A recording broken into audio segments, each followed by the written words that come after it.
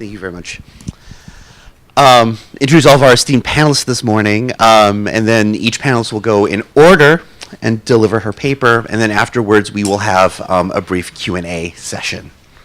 Okay. Here we have Valerie K. Orlando. Is that correct? Okay, thank you. Okay. Who's professor of French and Francophone literatures and head of the Department of French and Italian at the University of Maryland, College Park. She's the author of Screening Morocco, Contemporary Film in a Changing Society, and that's from Ohio University Press in 2011, and the co-editor of Re-Imaging the Caribbean, Conversations Among the Creole, English, French, and Spanish Caribbean, and that's out from Lexington Books. And she's currently finishing a book entitled Experimental Narratives, Fragmented Subjects and the Poetics of a Modern Nation, the making of the Algerian New Novel from 1950 to 1979. Okay. Our next panelist is Deborah L. Wheeler, who's an associate professor of political science at the U.S. Naval Academy. She holds an MA and the PhD in political science from the University of Chicago, and her senior Fulbright research grant to Kuwait allowed her to publish The Internet in the Middle East, Global Expectations and Local Imaginations in Kuwait, and that's from SUNY Press in 2005, as well as a series of articles. She co-authored a chapter with Lauren Mintz entitled Girls Just Want to Have Fun, ? Internet Leisure and Women's Empowerment in Jordan, and that's in the Handbook of the Economics of Leisure, which is from Edward Elgar. She also wrote Does the Internet Empower? A Look at the Internet and International Development, which in 2011 appeared in the Handbook of Internet Studies. Okay. And our final panelist today is Ji-Yeon Koo, who's a researcher at the Institute of Cross-Cultural Studies at Seoul National University and a postdoctoral fellow at Hanyang University in South Korea. And she's also teaching at Yonsei University. She has her PhD in cultural anthropology from Seoul National University. And some of her recent articles include The Media and Mass Culture in Iran in the Global Era, Encounters with Korean Wave in Iran, and the study of the acceptance of new media in Iran, focusing on the Ahmadinejad regime. So please give a warm welcome to our panelists this morning. So I guess I click this thing. Okay. I'm going to start off with this very provocative image, and I'll talk a little bit, maybe, it has a lot to do with what I'm going to talk about, so bear that in mind. And this work I actually wrote 2 books on cultural production in Morocco, and so this research is from those 2 books. Also, there was a typo in the title. It's not Action Flicks, it's Action Chicks. So I didn't want to, the way it's in the program, completely takes the agency away from my ladies. So I want to just make sure that, it's Action Chicks. It was. These are flicks, but they're more, I'm talking about the chicks. Okay, so cultural production in Morocco reflects the socio-political and cultural transitions that have taken place in the country since 1999. Encouraged by increased democratic reforms initiated by the monarchy of King Mohammed VI, men and women filmmakers, authors, journalists, and social media activists explore the socio-cultural and political debates of their country, a nation like others across the Arab world, undergoing huge socio-cultural and political transformations. Most interesting are the roles in which cultural producers are casting women. Particularly in film, heroines are action chicks, femme fatale, abused spouses, raped girlfriends, prostitutes, and martyred mothers. In all forms of media, though, women are standing at the crossroads of modernity and tradition, as seen in this Moroccan women's magazine. And they are asking themselves how best to form identities that are modern but not too westernized and religiously devout without being too submissive in a country whose economic development puts its GDP on par with Brazil. Cinematic heroines, for example, are at the heart of some of the most crucial sociocultural dualisms that stratify social discourse in Morocco, a discourse which is often most effectively transcribed on the screen. women find themselves embedded in scenarios which tackle secularism versus religiosity, Western versus Eastern, and French versus Arabic or Berber languages. Using two film examples, this presentation will consider the films El Qadiya, so The Affair, by Noureddin Lakhmari, which came out in 2007, and Hijab El Hob, which is Veils of Love, or by Aziz Salmi in 2009. And I've considering these because they've generated interesting debates about women's agency in particular, although there are a lot of other films, and I'll mention some of them, and women's roles and place in the public sphere in Morocco contemporarily. These examples of cultural production also demonstrate a specific kind of feminist discourse that has encouraged introspection and shifts in gendered perceptions about women in Morocco. New perceptions find resonance in what Muslim feminist scholar Margot Badran notes is, and I quote, a feminist discourse that is seeking rights and justice within the framework of gender equality for women and men in the totality of their existence, end quote. Films made solely for Moroccan audiences in Moroccan Arabic with French subtitles. I have to impose that on you because it's very important. And if you didn't get the handout I with the translations, I don't know how people's Moroccan Arabic is, and if you don't read French, you're not going to get it.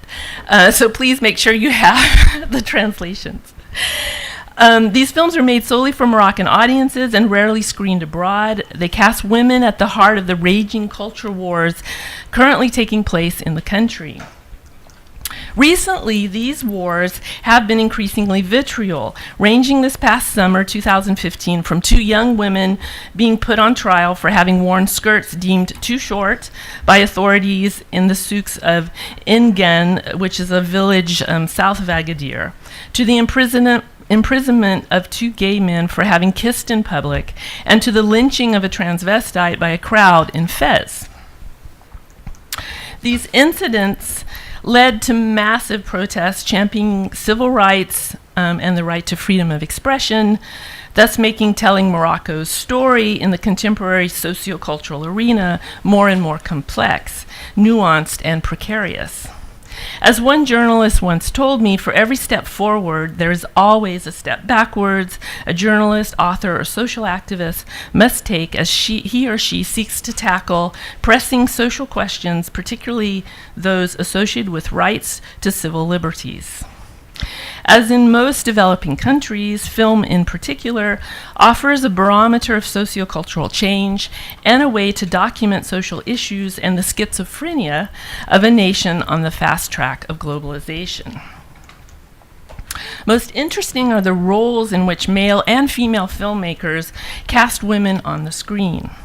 These, in my opinion, symbolically represent the ongoing sociocultural transitions that are apparent in Morocco by casting women in a variety of roles, from the battered wife who, in the end, gets justice, in the case of Jugement d'une Femme,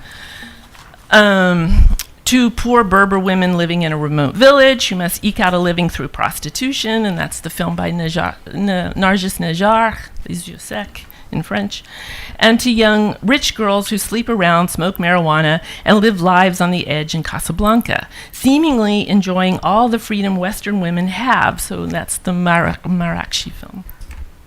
And finally, women in mental wards, as depicted in their surreal and haunting film Pégase, which came out in 2010.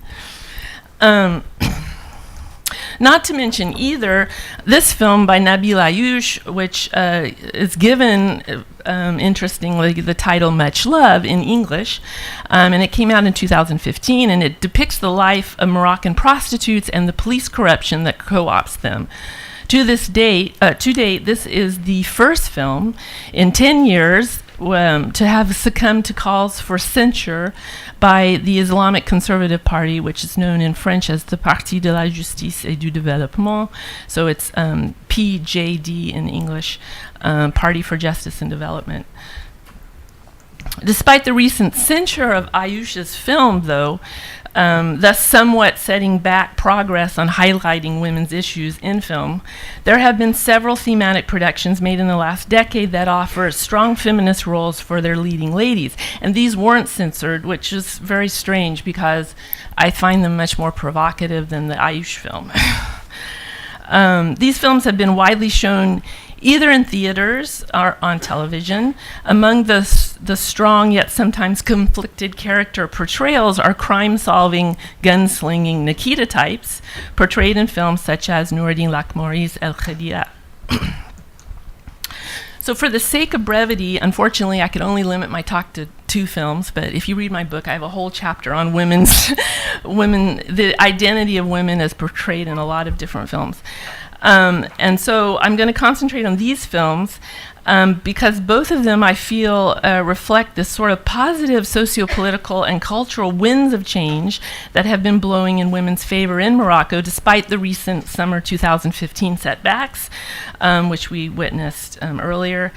In this last decade, I have spent much time in Morocco trying to ascertain to what extent Moroccan politics are shaped by domestic cultural production and how these same politics influence the subjects of filmmakers' screenplays. Since 1999, Moroccan filmmakers have become more daring in how they depict women's bodies and sexual desires. They're also constantly pushing the envelope of socio-cultural and political convention. So the degree to which sexual freedom is exposed on the screen in Morocco has, in part, and in my opinion, been influenced by several monumental pieces of legislation enacted in the last 15 years that favor women's rights. And the first one is the 2004 Madawana, which was a reform to the Moroccan Family Code. It granted women's rights to file for divorce and access to due process in the judicial system, among other things. And then the second legislation was passed in 2005, and it came in the form of a report, which was handed down by the Instance d'Équité et Réconciliation, or known as the IER, which is the Truth and Reconciliation Committee that was set up by Mohammed VI to look into the egregious violations of human rights under his father, former King Hassan II's nearly 40-year reign, which is known in French as les années de plomb, or the lead years. These pieces of legislation, working in tandem with intellectual debate in the Moroccan press and academic writing by Moroccan feminists such as Fatima Mernissi, Rita El Hayat, Fatima Siddiqui, among others, I believe have influenced how change for women is depicted on screen. So I'm going to use several clips from films, these particular 2 films, and I hope that they will reveal some of the nuanced roles that Moroccan women are playing both on and off the screen. So a little background on Amour Voilé, which is veiled loves in English, or Hijab el-Hob, sorry for my bad Arabic pronunciation. But anyway, this film tells the story of Batoul, who's a 27-year-old successful pediatrician working in a private hospital who lives with her family in the upper echelons of Casablanca's elite. She is beautiful, educated, successful, and independent, despite living with her extended family. She owns and drives her own car and stays out late when she wants to and parties with her free-thinking, fun-loving girlfriends. While she professes to be very religiously devout or croyante, religion for her is a private matter, and like many Moroccans, she is discreet about her religious conviction, and she, is seen in different scenes praying very privately in her own room. Out on the town one evening, Batoul meets the dashing divorcee Hamza, an older, grizzled man of the world type. I think he wants to be man of the year. Who was previously married to a French woman. They're always going to France and becoming corrupted, these men, these Moroccan men.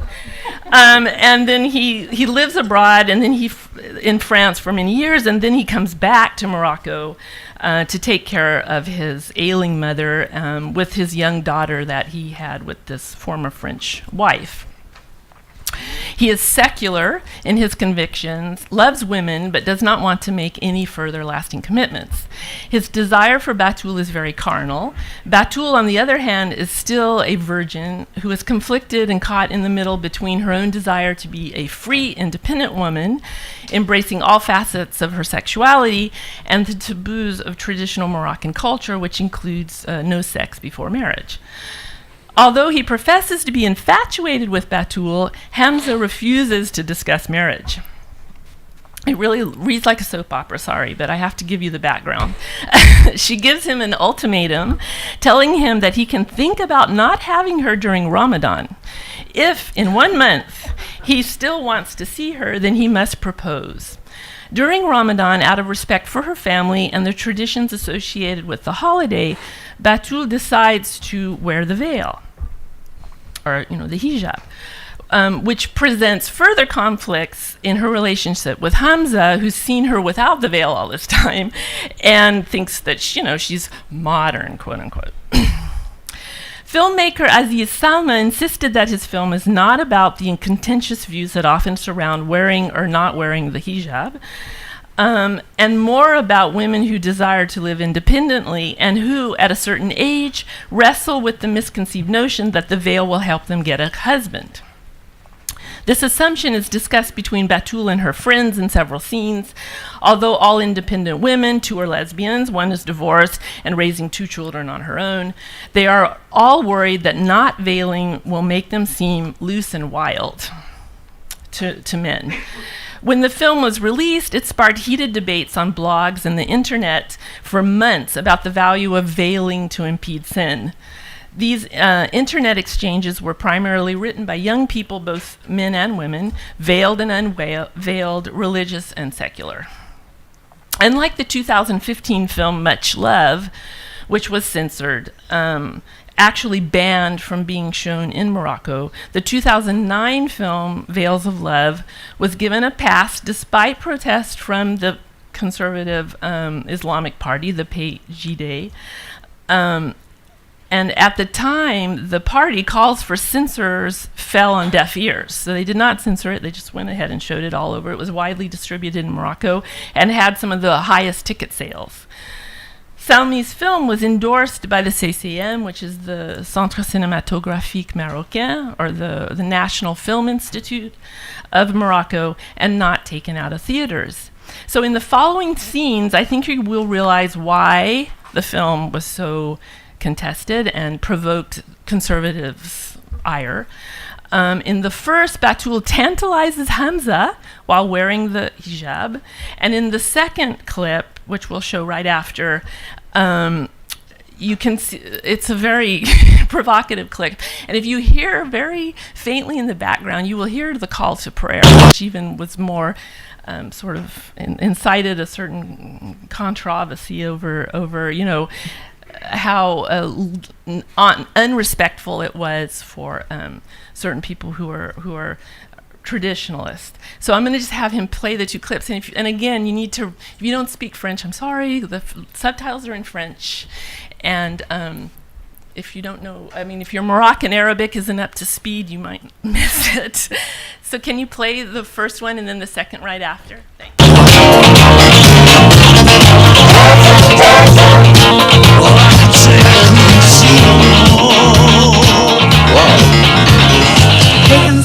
Tu es merveilleuse. Wait a minute. I want everything to be so clear. Non. We ain't talking about Tu sors, j'ai envie de te voir. We're not talking about the stupid everything. We're talking about disco. You make me want to be 100. You make me want to be with your swagger.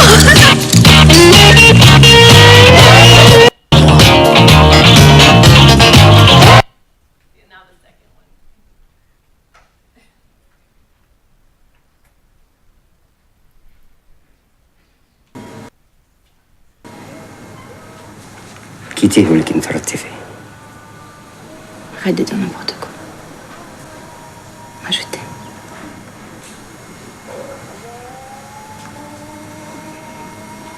خاصك تاخدي شوية ديال الوقت. soir de faire le point. Je ne veux plus faire le point. من عشنا عام وانا كندير le point. J'en ai marre de faire le point sur ma putain de vie. Maintenant c'est trop tard.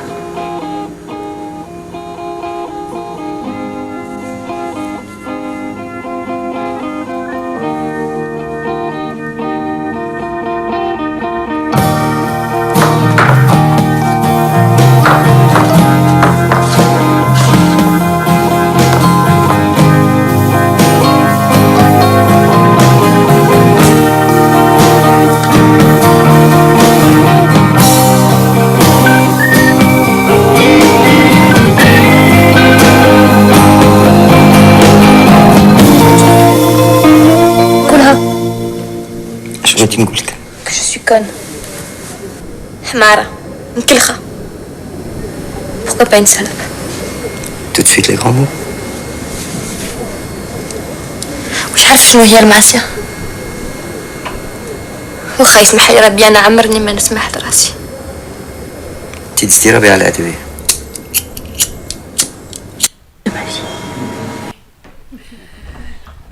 So in the concluding scenes, Batul finds herself pregnant with still no commitment from Hamza. In fact, they are now estranged, so she decides to raise the child on her own. The veil and the man are jettisoned in favor of the director Salmi's version of the Moroccan modern woman. Batul exercises her reproductive power, disrupting the social order as rarely depicted before on Moroccan screens.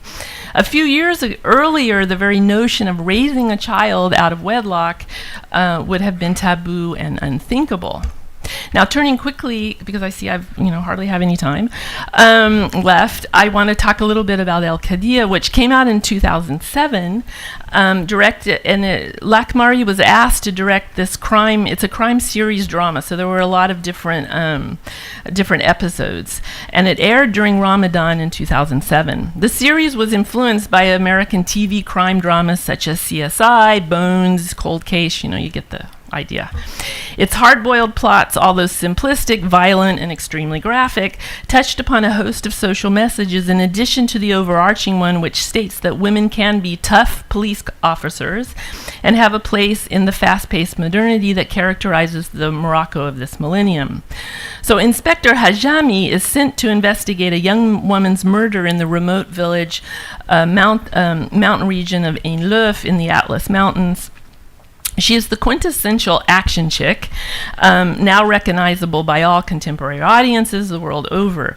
As a woman forensic science police officer, she profiles murders that through the latest technical innovations and scientific inquiry in order to solve heinous crimes. Hajami is beautiful, feminine, analytical, and intellectual, and she represents this sort of new generation of law enforcement, as well as a new brand of Moroccan woman, both of which aspire to live in this 21st century modern age. So the film was made entirely in Darija, in Moroccan Arabic. It offers audiences a sort of overview of past history and present sociocultural and political hurdles, as well as reflects this report that was handed down by the Committee on Equality and Reconciliation, certainly with respect to judicial process and police procedural matters. What is most interesting about the series is that it projects what Morocco is and what it aspires to be on many fronts, ranging from women's emancipation to uncorrupted, just police procedure. So in this little scene I'm going to show you, Hajami is sent to investigate a murder by the police commissioner in Casablanca because she is considered the best man for the job. Upon her arrival to the remote mountain village, she is cross-examined by Sidi Abbas, who's this local official, who has come to meet the male detective from the city at the bus stop. So I'm just going to show you this real quick. السلام عليكم. السلام. وش بنيتي الكارداز؟ هادي يلا ساعة باش دارت. خيت ديما تنتفوت مع هاد الكار هذا. واش ما نزل منوش واحد راجلي؟ لا سيدي ما شفت شي واحد. ما جاش تيجيبوني انا هنا لا والو هاد الناس تربطات وتيبقاو تيكريتيكي فينا تيقول ما خدامينش مزيان. كيبان لي بنيتي تنتي كتسناي شي حد. انا ما عندي مشكله بغيتيني نوصلك معايا للفيلاج. واخا سيدي شكرا. انا هو الشيخ نتاع المنطقه سي عباس. سي عباس وفي سي حجامي الشرطه العلميه. وهذاك الرجل الاخر سي عباس ما كان حتى شي راجل اخر، الراجل اللي كتسنى فيه راه هو انا. اي ولكن حنا بنيتي راه هنا في القبيله ما عمرنا شفنا شي مرا بوليسيه. سي عباس الوقت راه تبدلات. غادي نعاونك. صافي شكرا. لا لا انا نعاونك.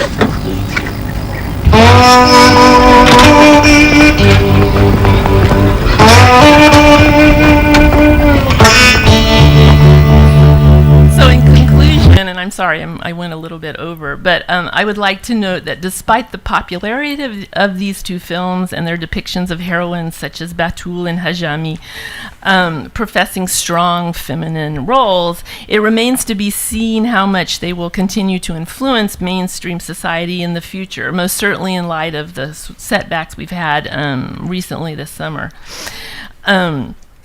However, what I think they do is they encourage audiences to think about Morocco in the new millennium as a nation that can only succeed with the equal participation of men and women in its society, politics, and culture. Thank you.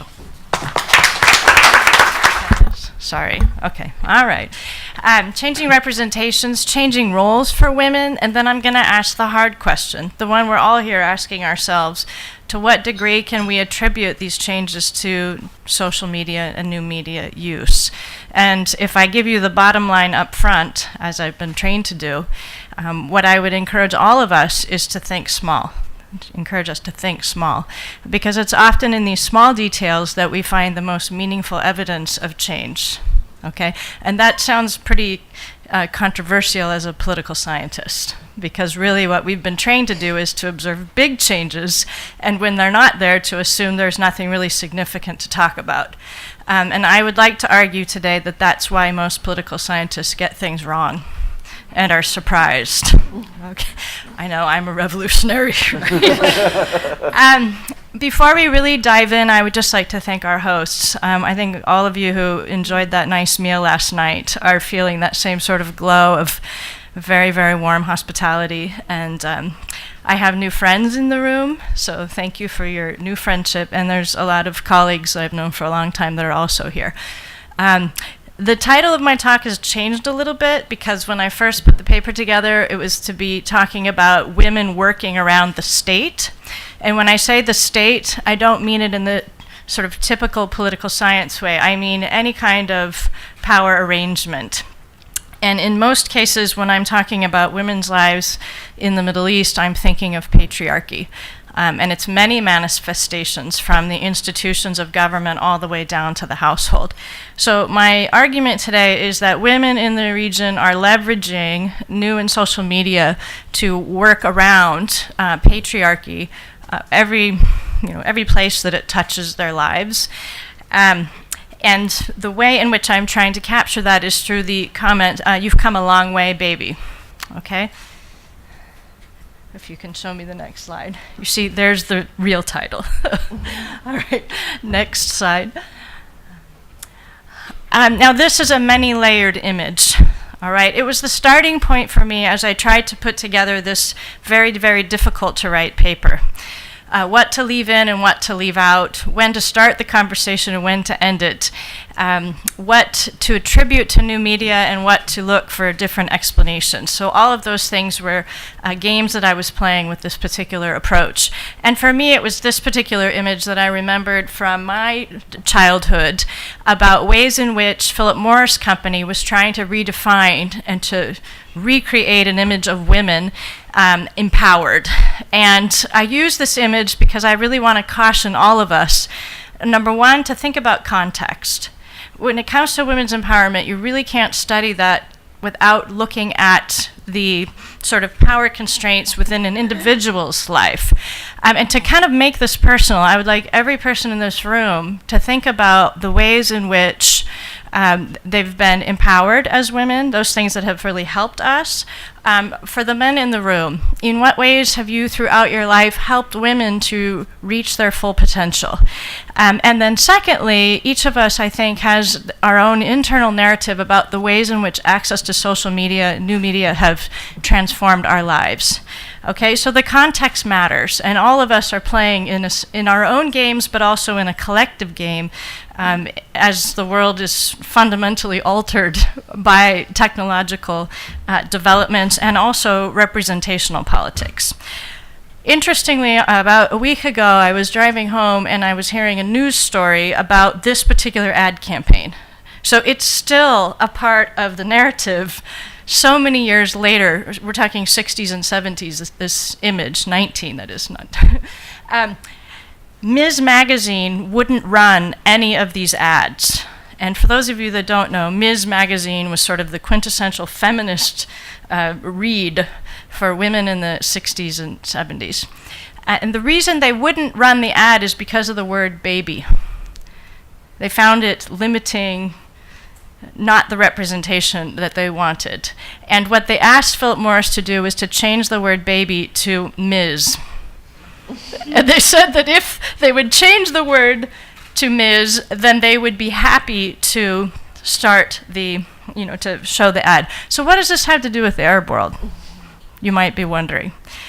I would like to argue that the representation of women is also changing. Women are coming a long way. But when we try to think about empowerment, we have to be careful about whose empowerment we're imagining. So in the same way that Philip Morris Company imagined women's empowerment by giving them their own cigarette, which, by the way, causes cancer and all kinds of other things, it doesn't seem very empowering. And if you want to know how that feels and looks, go watch Mad Men. Because that's the kind of empowerment that Philip Morris was imagining for women. I can't watch that show. I don't know if you've seen it, but it's not very nice for women to watch that show. At least that's how I find it. So I'd like to caution us when we look at these representations. I'm not advocating a particular kind of empowerment for Arab women. What I'm trying to do is to identify changing images, to show you how the world is changing. And before I launch into the images, I would like to give you a story of one very, very small change that I have observed through the research I'm doing, but I think that this small change encapsulates everything that I'm trying to describe for you. Some Kuwaiti students at American University at Kuwait in an Arab human development class were doing some field research. They were trying to find out what the internet means in everyday life to Kuwaitis. And one of the first questions on the survey was, are you a man or a woman, right? Male or female? And in 2010, when the students were doing this research, they found 5 or 6 surveys in which both categories were crossed out and the word gay was written. Now, in some of the surveys, gay was written, and then they would circle male or female to imply which category of gay they were. To me and to the students, this was actually relatively shocking. That somebody would appropriate their identity, put it out there on a survey, and then just feel the need that those 2 categories no longer contained who they were. That's the kind of small change that I'm talking about. And I would argue that within that small example, we can grasp something about the ways in which boundaries and categories are just being redefined in a way that those of us that are kind of watching are just trying to hold on for the ride, and we're not really sure where it's going. Okay? Next slide, please. So I'm starting with a quote by Fatima Mernissi because I was reading her book about empowerment from 1996, so ancient history. And I found a very interesting parallel with a painting, a Sargent painting, that I came across completely by accident on a recent trip to Manhattan. The Metropolitan Museum of Art had a Sargent exhibit that was going on, and I spotted from across the room as I wandered into this exhibit this veiled woman who happens to be Arab, and I felt that this was an interesting starting point for the public representation of Arab women from, I don't know, about a century ago. Relatively voiceless, not really, faceless. So if I asked you to tell me something about this woman's story, you really couldn't give much detail.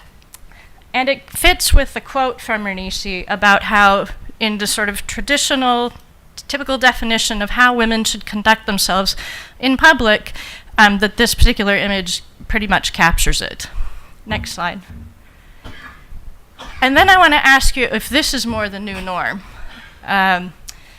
So Monel Tahawi, I don't know if any of you have read her new book, Headscarves and Hymens, but she does, in the last chapter of that book, go into graphic detail about her own sexual revolution. And she talks about how part of her campaign is to become, the person in command of her own vagina. I'm sorry for using that word in a mixed company, but basically that's her campaign. That her body is hers, not society's. It's not society's honor. And it's not a new conversation, but it's so transparent, so loud. Okay, and I'm not saying she represents the new woman, but she does represent a very bold voice. And remember, our question is, does her access to social media give her some of that power? And next to her, we have Major Mansour, who is in the United Arab Emirates Air Force. She's the fighter pilot that was flashed across Western newspapers as the true sign of women's empowerment. And when I say that women are reaching new heights, I mean it literally and figuratively. If you can give me the next slide. We have a Saudi woman, Raha, who has been the first and the youngest Arab woman to ever summit Mount Everest, which happened in 2014.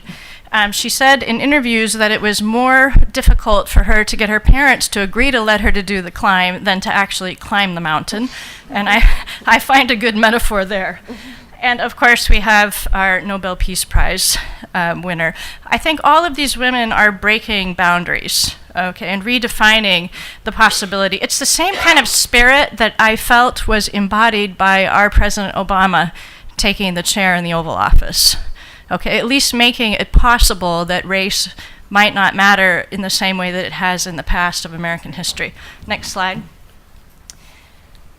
So if we go sort of beyond, Arab women having a dream and making it come true, which is a form of empowerment, and we look to more sort of organized movements, Amina did a pretty daring thing here by taking a naked picture of herself and putting it up on the web and saying, it says, if you'll excuse the F word, your morals, okay? So she's basically saying, my body, my life, keep your sense of what I should do in public to yourself.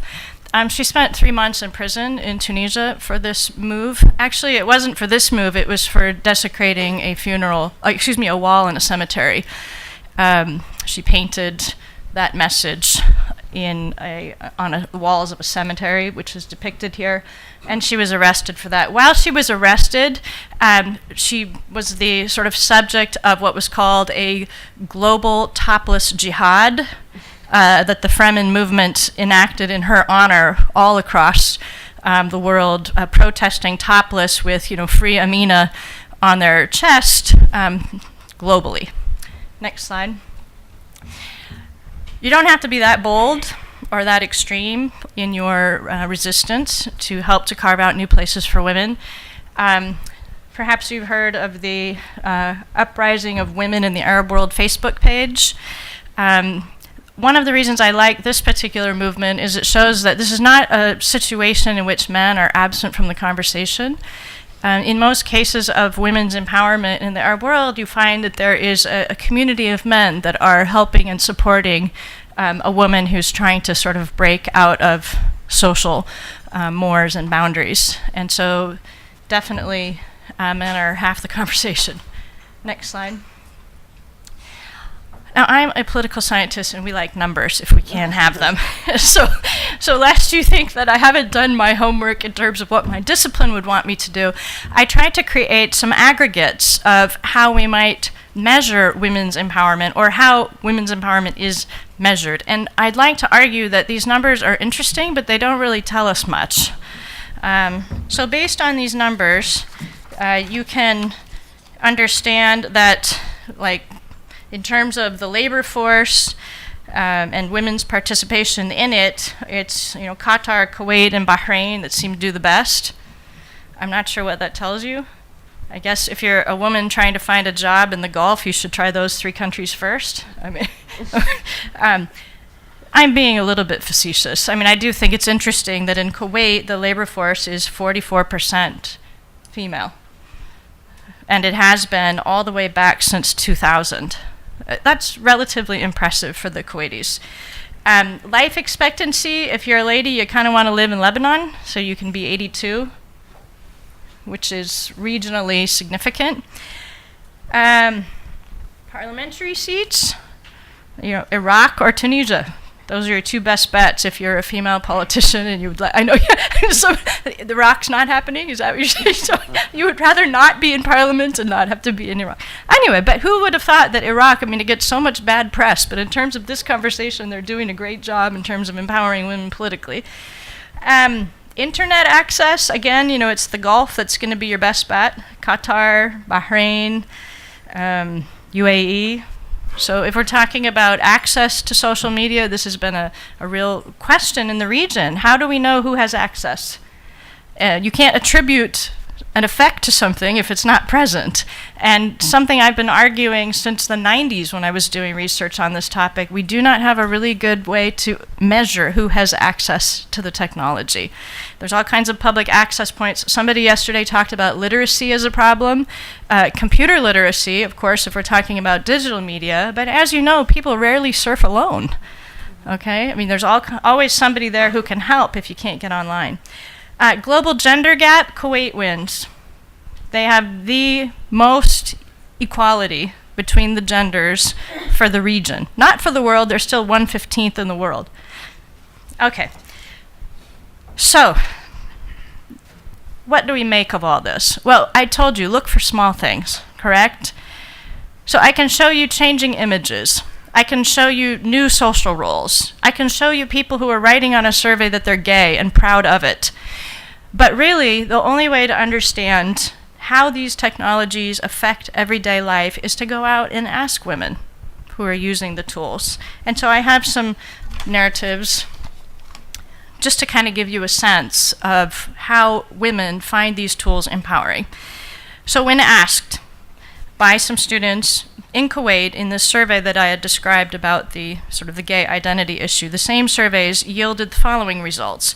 When asked, has the internet made a difference in your life? And internet, when I say internet, I mean it's a big category, right? So I wasn't specifically interested in targeting which media, whether it was Facebook or Twitter or whatever, but basically having access to the internet, has it made a difference in your life?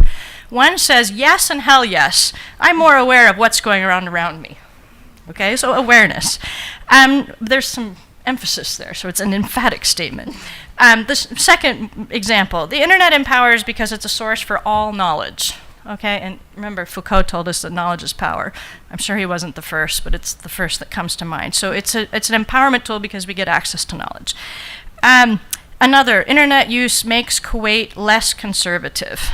And I put in parentheses, thus carving out new spaces for women. Perhaps that's what's meant there. Number 4, I'm able to maintain and expand my social networks, people are saying. Another woman says that she saves money on international calls. Okay, so that's good.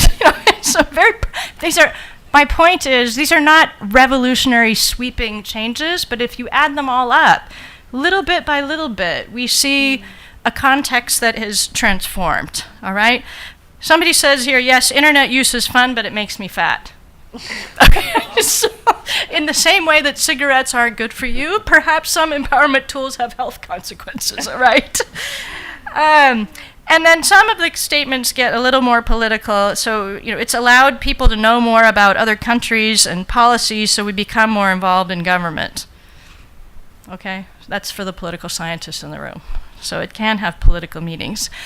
So I have 2 minutes left, and I promised myself I would finish early.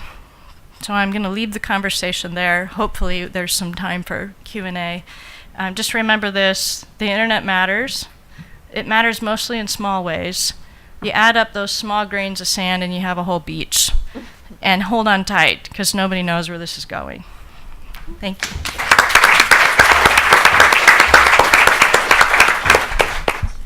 Hello, I'm Kyung-gu from Seoul. I'm very honored to be in here as a speaker, and I really appreciate to organize holding this wonderful conference.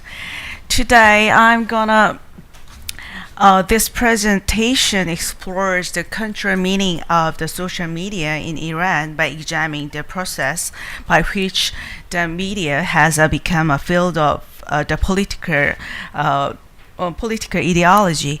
This research is based on anthropological research, fieldwork research, which was on the 1 year fieldwork on 2009 and the short-term fieldwork in this year, this January. Now, new media such as social media, satellite communication systems, and smartphones lead the discourses that threaten the current authority. In spite of the limits imposed on freedom of expression, the Iranians participate in making transnational discourses about human rights or democratization in private spheres through the social media. Iran, with the 832 million mobiles subscriptions and 8 million smartphone users, is the largest mobile phone market in the Middle East. In this presentation, I will emphasize on that online media and SNS function as an imagined community and a space of solidarity and resistance. Moreover, SNS is another cultural battlefield. Actually, it is battlefield because the Iranian government declared against the soft war. So, cultural battlefield between the Iranian people and the Islamic government. The visible and invisible war between the state and its citizens has begun in the urban space. New forms of media have become an arena in which the state and the resistance citizens struggle against each other. I examine how the Iranian urbanites living in Tehran create their own community within the Islamic Republic through the SNS and smartphones. You can see this picture.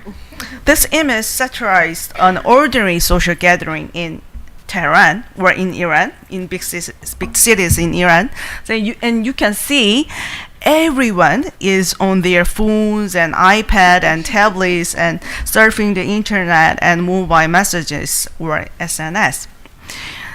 Quote, Internet is my life itself, said a 16-year-old girl from the upper middle class of Tehran. Her eyes on that when she said internet, she didn't look at me, and her eyes on her mobile all day long, and she was constantly talking to her friends through the phone and text messages, and sometimes she records some the TV shows through the satellite TV. Of course, that is illegal. And family through the mobile applications, and they shared with each other the anti-Islamic content. Actually, it is not anti-Islamic, but the government said it is anti-Islamic, and contents they were transmitted through the illegal satellite channels. But this is not limited to teenagers.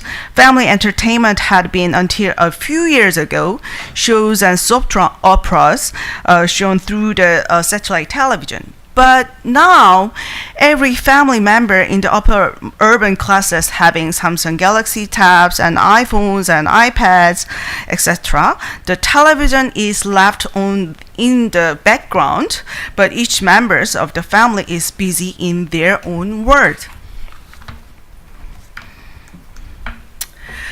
People refer to the Iranian Green Movement of 2009 as a Twitter revolution or SNS revolution. However, we cannot say that is that case.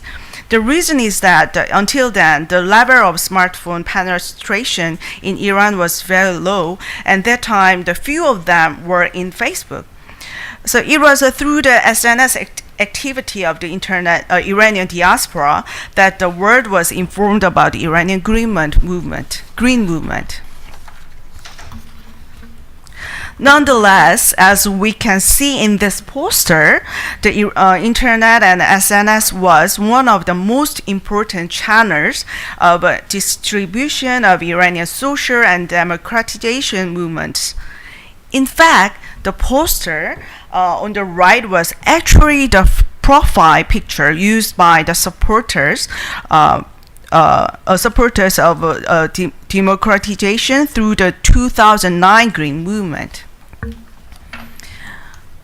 As you can see in this graph, Iran is the country in the Middle East with the highest mobile and internet penetration. Furthermore, Iran has the largest number of internet users in the Middle East and North Africa, even considering the fact that there are many people who acquire smartphones through the illegal market. This kind of underground activities makes obtaining exact statistical figures for Iran quite difficult. Smartphones penetration in Iran increased suddenly in 2020. Non-official statistics, but actually it is really difficult to find the exact statistics in Middle East, not only in Iran. Statistics suggest that currently at least 5 million Iranians use mobile social networks applications such as WhatsApp, Telegram, and Viber. Iran's Minister for Culture Ali Jannati said that 95 million Iranians use the social app Viber and 40 to 45 million use Facebook. It should be noted that several of the world's most popular networks such as Twitter and Facebook are banned in Iran, while users are still able to access them via proxies. A proxy allows bypassing gates mean to block certain state. Despite the impressive growth of internet use, censorship is still strong in Iran. For example, in January 2014, Iranian blogger Sueli Arabi was accused of insulting the Prophet Muhammad and sentenced to death. Expressing one's opinion or political stance through the Facebook or a blog is considered a cultural crime in Iran and can lead to imprisonment of execution. In other words, despite the fact that so many people utilize SNS through their smartphones, they are very cautious about their activities and are required to wear politically safe masks in their personal online spaces, such as their Facebook profiles.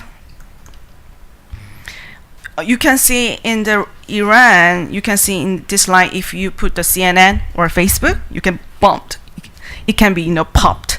So this is the sign that appears when you try access a site that has been blocked by the government in Iran. Actually, I was captured on 2009, but I had a new version. I made new version into on 2015 in this year. So some pages that are considered dangerous are Facebook, CNN, BBC 4C, among others.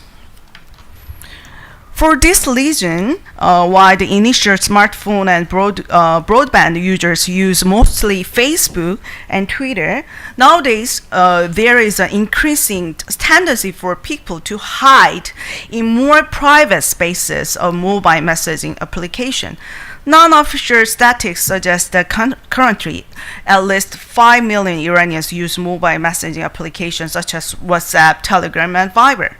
This is because while it is possible to access Facebook and Twitter, the users are prevented from voicing their opinions freely. While in the mobile messaging application mentioned above, Iranian users can share their latest news and share anti-government opinions freely. Now we will see how SNS is used as a channel for social movements in Iran. Despite the limitation and controls on internet and SNS access, Facebook is used to transmit various social messages in its closely linked social movements. One of the most representative example is the Facebook page My Stealthy Freedom. 어저디의 야부샤키. British journalist Masih Alilezad started the campaign against the Iranian royalty that enforced the wearing of the hijab on women. This page, first created in last year, 2014, has already 870,000 likes and shows cover pictures that says in Persian, "I want to say to all of you, come and shake my hand. I'm not your enemy. I just do not want anymore, breathe anymore of my freedom stealthily. Simply freedom that does not no harm to others. We do not want to be sentenced forever to this stealthily freedom. That's it. We want to walk shoulder to shoulder with those who believe or not believe in hijab, with dignity and for freedom. That's it." Despite these social movements on SNS, the general view in Iran regarding the hijab is still very conservative and contrary to the opinion of social movements. In October 2014, there were exit attacks on Iranian women in the city of Isfahan.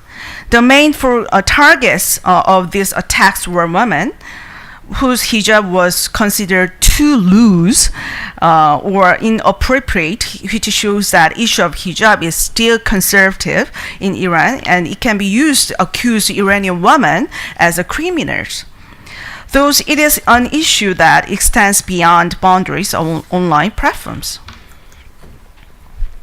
In spite of, this is the reason why it is surprising that despite the dangers entailed, so many Iranian women participate in this My Stealthy Freedom page, uploading their stories, opinions, and photos without their hijab in public area. This woman in the photo posted the following message: "I do happily request you publish my photo in your page so that you can deliver to entire world not only our desire for freedom and our request to be respected, but also our pursuit of dignity to those dictatorial authorities of Iran who have been turning a deaf ear to our aspirations. I hope they will be able to see vividly our request of freedom for our most basic right." This page serves as a platform to criticize not only compulsory use of hijab, but recently it has also uploaded posts with the hashtag #MyForbiddenSong, referring to a judgment made to haram forbid a female singer's song.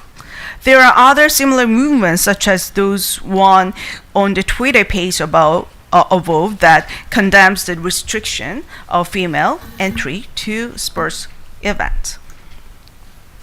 I will show the short clip.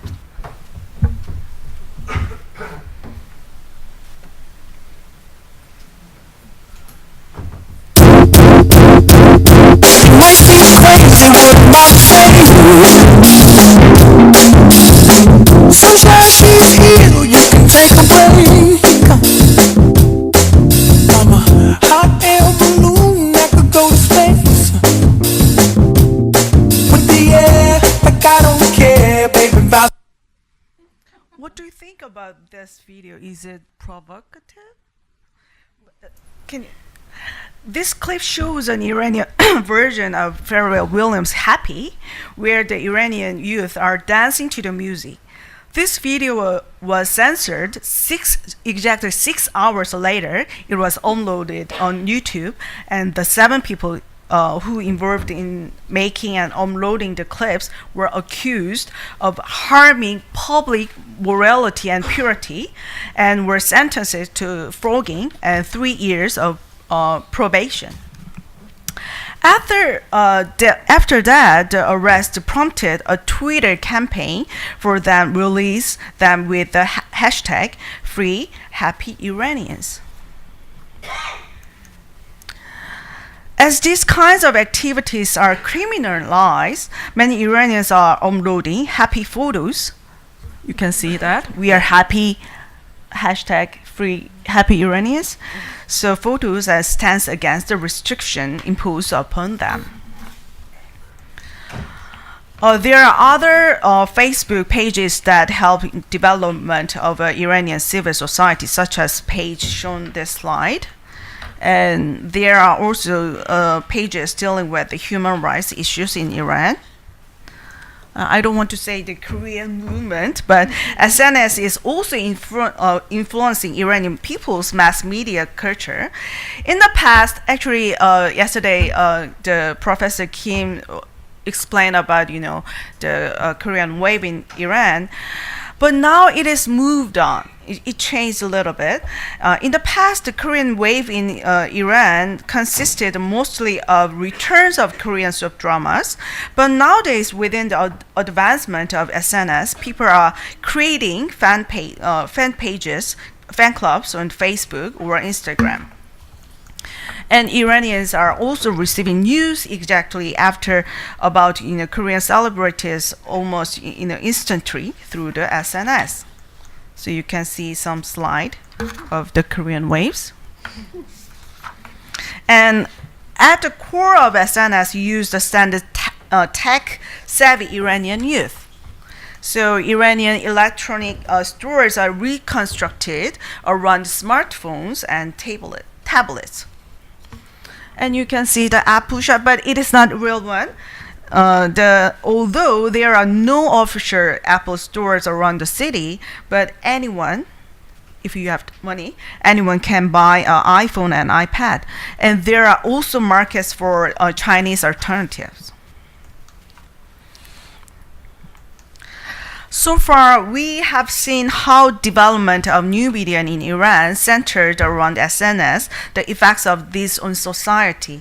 The key question at this point is whether the social movements that develop on SNS can extend onto real life. Perhaps the world depicted on SN is limited to being a utopia, a virtual world, coexisting with a cruel reality. And you can see a few days ago, the Girls' Seminary, a religious body associated with the Islamic Republic, has announced their formation of a unit composed of 6,000 female religious students. They are not soldiers, religious students, to patrol the cyberspace.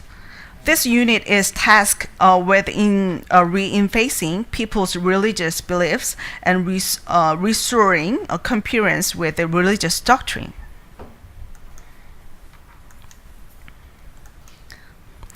Nonetheless, it is true that SNS exists as alternative public sphere for Iranian people, and they are expressing and sharing their thoughts and voices in a safer way in this virtual world. This is achieved by the collective enjoyment of illegal popular culture and communication with the outside world using new media and technology in private space. SNS functions as an imagined community and a space of solidarity and resistance. Those in presentation examine how recent trends of globalization and transnationalism communicate and conflict with their specific socio-political context of Iran as an Islamic state. And I wish to end this presentation with the following photo. In it, we can see the happy, reformative Iranian youth of today with the smartphones in their hands. I believe that the photo shows the current reality of new media in Iran today. It is my personal hope that future bring greater guarantee of freedom of speech and expression in Iranian society. Thank you. What a wonderful collection of papers. So I believe we have time for a few minutes of Q&A here at the end. Yes. Yes, right there. Yes. Very good morning. This one. Very good morning, and thanks so much for all the three presentations. I was transfixed throughout, and I'm really glad that to see the sort of the representations of the nuances and the multiple identities and the negotiations that any woman, whether Arab, Muslim, or whatever, go through on a daily basis. My only concern, and I hope that maybe all three of you would be able to sort of give comments, is get a sense that from the examples given, the movies shown, some of the photos shown, is that the only way to really understand the Muslim woman if it almost feeds into a wider global problem of the cultural production of the fetishization of the hijabi woman. Which is, I'm not too sure if I can explain it correctly, but it almost seems that if it's in the global cultural space or cultural public space, it's only safe if the hijabi woman is shown as taking off her hijab, freeing myself from the hijab, or like I'm free to choose whoever I can sleep with, and there's nowhere, and it brings me to my next point, which is in the sort of the representation so far. There's no agency or space for the Muslim hijabi woman who is pious, who is religious, but he also fights for social justice and women's rights based on her understanding of their religion. And I refer to this as well to Leila Ahmad's work, Quiet Revolution. Leila Ahmad is a secular feminist who didn't believe in the hijab, but in her book she found that, Islamist women who wear the hijab, who are pious, who may not feed into the safe representation of the hijabi woman who's modern, who dances to Pharrell, but they're also doing really contributive work to advance human rights and women's rights in society, and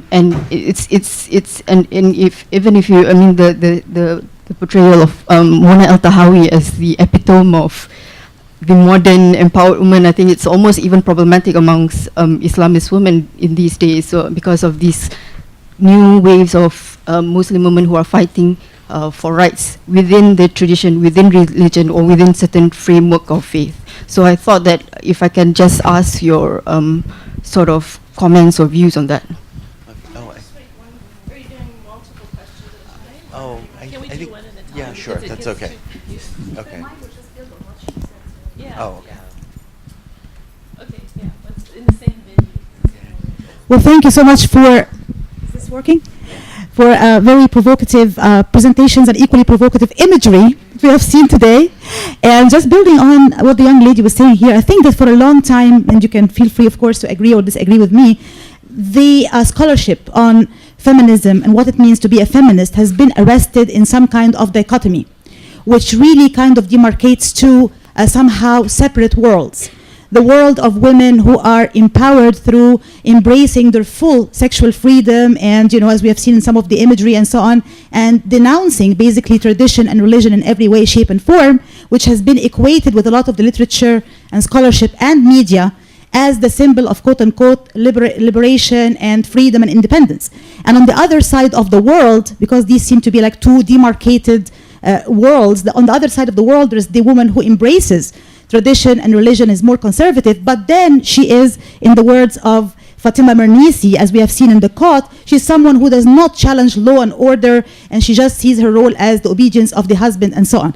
In fact, I don't know how much we can challenge these views now in light of all the socio-political transformations that we are seeing in the MENA region, especially after the eruption of the Arab Spring and Arab Awakening, because in a country like Morocco, for example, we have seen women who are wearing scarves who were very much challenging law and order. They went out in the February 14th movement, they had graffiti, they had signs, they were protesting. And in Egypt, where I come from, there were women who were wearing not just the hijab, but the niqab, which is the most comprehensive form of veiling that really covers the face.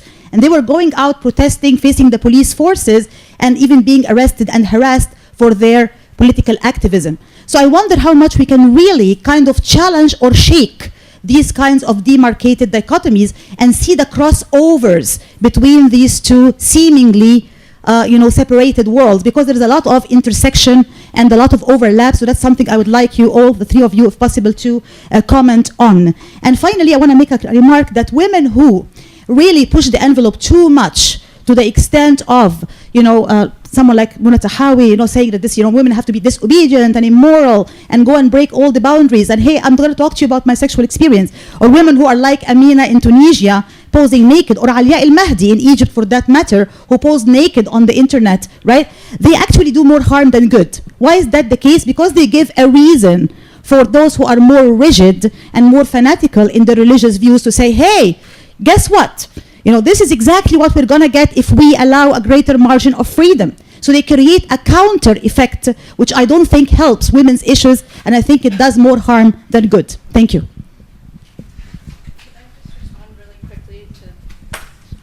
So the Fremen movement and the two images of Amina and then also the other one from Egypt, it started a dialogue. So if you look at the social media space, there are many women who are Islamist who are saying, this doesn't represent me. This doesn't represent anybody who's within my community, and we shouldn't use this as an icon of empowerment. But I find within that dialogue, so there's that dialogue that's going on. On the other side, there are protests, you know, the veiled topless jihad. Like, why are they... The reason there's a dialogue is the Islamists were sensitive to the appropriation of the word jihad and saying that, you know, this is about striving and about purification, and, you know, how dare you debase something that is central to Islam and doesn't mean what you're saying it means. But I think that the conversations that can emerge are what's most spectacular, and especially when you're provoked to need to say something, right? By whether it's images and to say, who does it represent? And it doesn't represent me. So anything that stimulates that kind of conversation and thinking, I think, is an evolution. And I see the hijab as a vehicle to empowerment, and then in some cases perhaps it's, for some people like Leila Ahmed, it's a hindrance to empowerment. And within that conversation, there's such room for growth. So that's all yours. Well, yeah, I would totally agree with you. And I think, well, and this is just a really small portion. I wrote a long article on hijab al-hab, actually. And I discussed this, you know, because, and I have to also preface, film in Morocco, it is very much like a lot of African film on the continent. It's very didactic. So the idea is that you're getting your message out there, and I mean, even the films, I would say, that are a little bit more, you know, traditional, that try to be marketable for the West, because a lot of times filmmakers want to have their film shown in Europe, particularly France.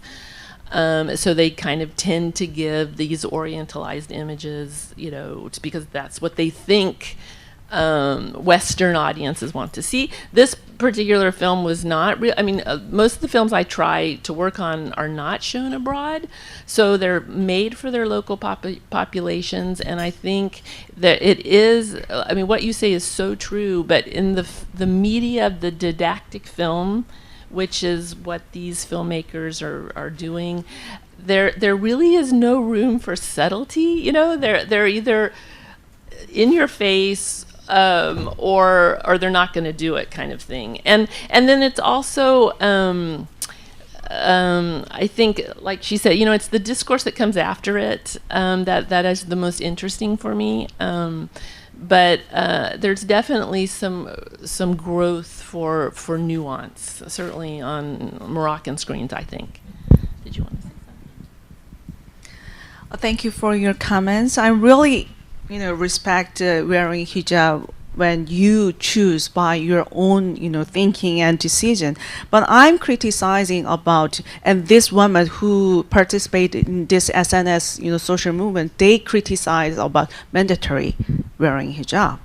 So that's the problem. So even the religious woman with the chador, she criticized about the freedom of choose, and so because of that, they, you know, they agree with this social movement. So coincidentally, you know, we looks like, you know, criticizing, you know, wearing hijab, but that issue is not hijab. I want to say about the freedom of choice. Yeah.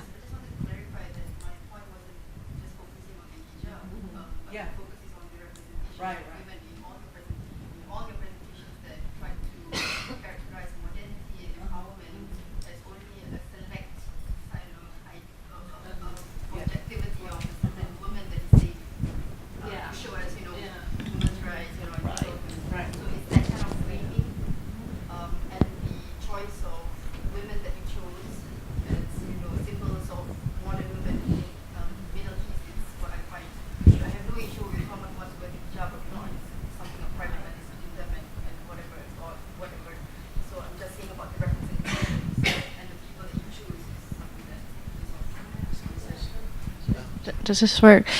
So I'm curious because I think that certainly what I was trying to do was to talk about ways in which the envelope for women is being pressed. So whether it's being a fighter pilot or summiting Mount Everest or winning the Nobel Peace Prize, I mean, I don't really see any common thread in those three.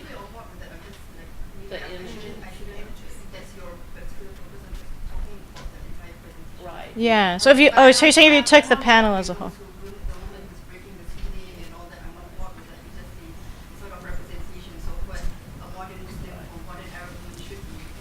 Yeah.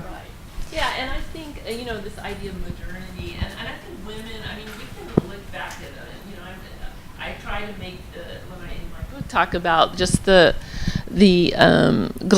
ceilings that had, and the seals, the identity markers that had to be broken even for American women. And we go back to the 70s, the women who went out in the streets and burned their bras, those were the women viewed as, hostile, and they were dragged in the mud in the media, for going against the grain, and I just think that women get objectified no matter where they are, and whenever they're trying to break out of a mold, the identity markers that they choose to wear or not wear, and we can talk about corsets, and during the suffragette movements, I mean, that was the big deal. Men were focusing on the fact that these women were jettisoning their corsets, because it has, these markers are linked to social norms and are looked at as being attacks on society.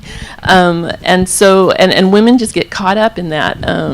And unfortunately, the veil is just always seems to be this symbolic marker that either has to come off or has to be put on, or but it's so true. I mean, I know so many women, active, amazing militant feminists, in Morocco who wear the veil, but we don't ever hear their stories, on television at least.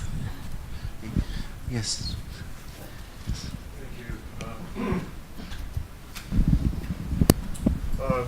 Just as a fellow political scientist, Debbie, I'd like to sort of press you a little bit since you're since you're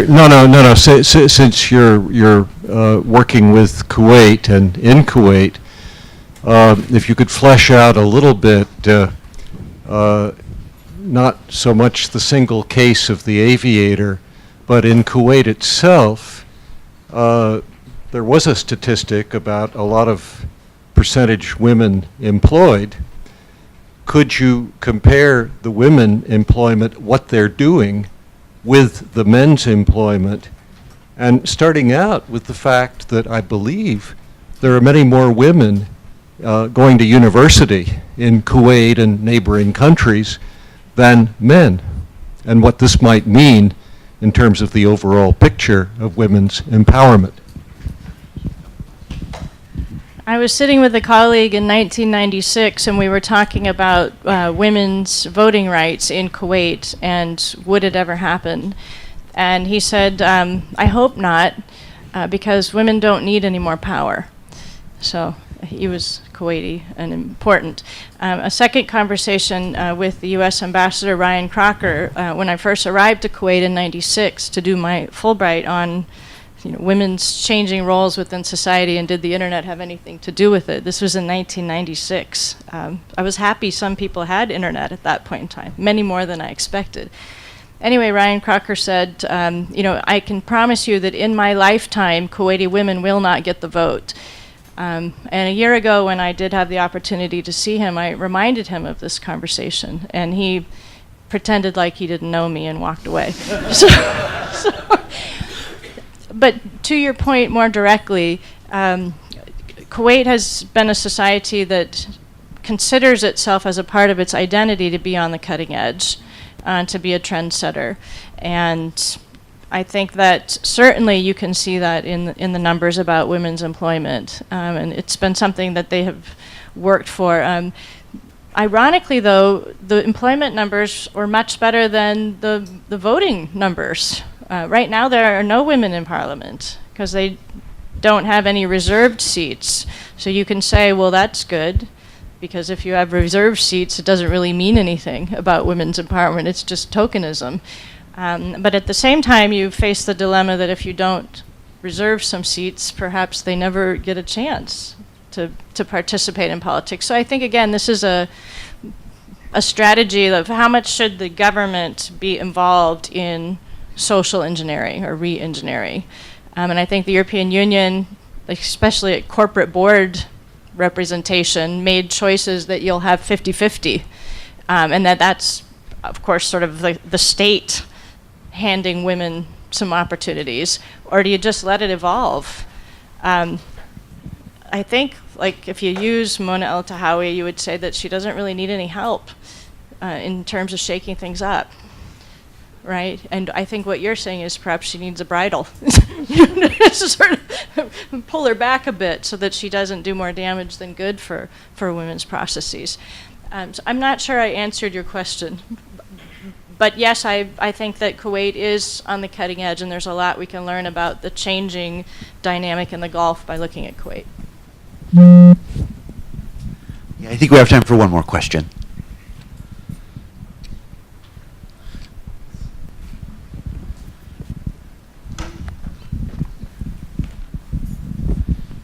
Thank you very much.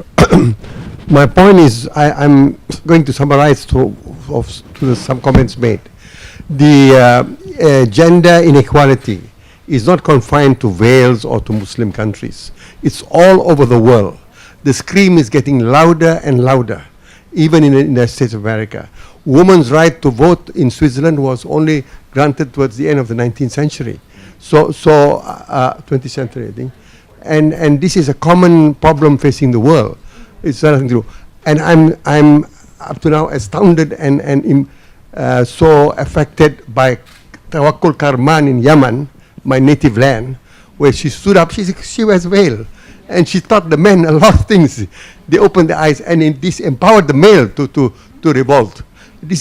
And she got the Nobel. She shared the Nobel Prize, and this is a perfect example refuting all what you have said in this presentation. Thank you very much.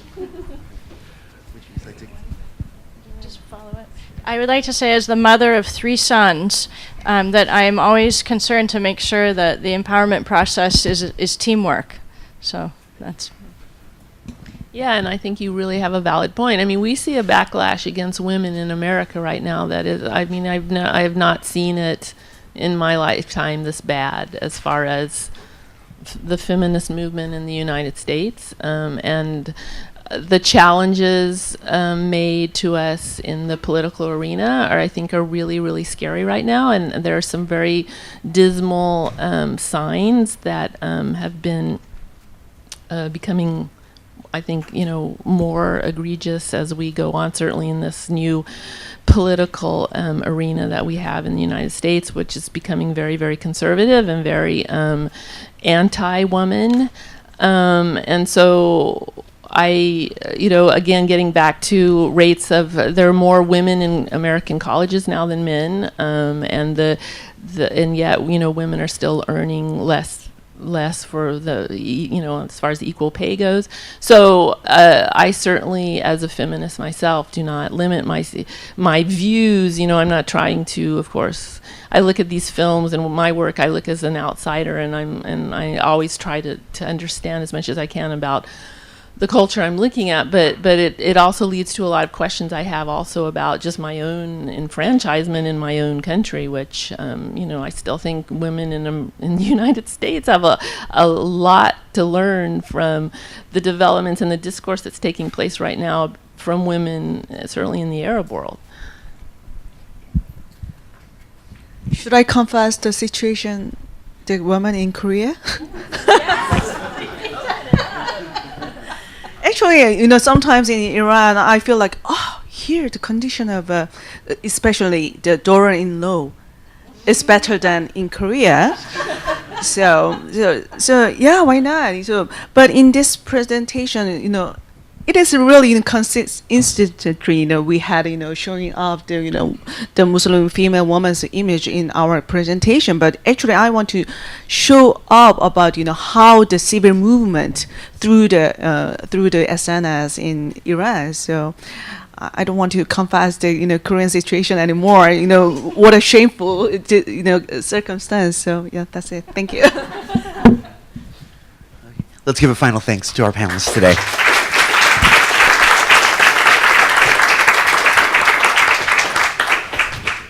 Thank you very much.